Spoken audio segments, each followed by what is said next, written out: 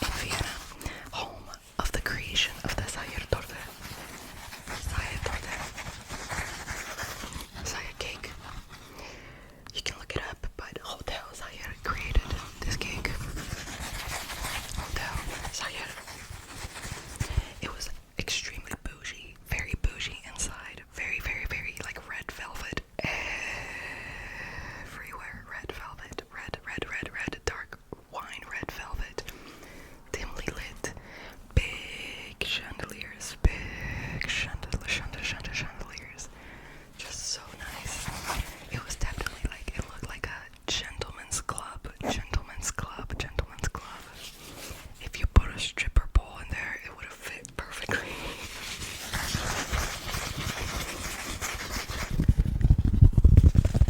𝓸𝓸𝓵. These napkins, I stole one because it was so good. Like, the quality is insane. It's so thick.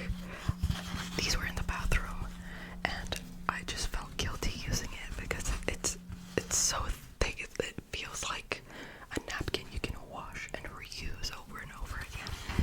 And people were just like, you know, that was the foil that just slid. The foil. Crazy.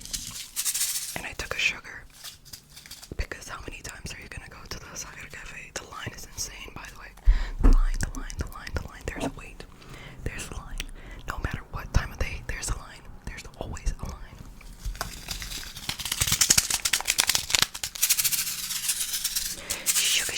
Sugar. Cane sugar. I think I took brown sugar too. Brown sugar.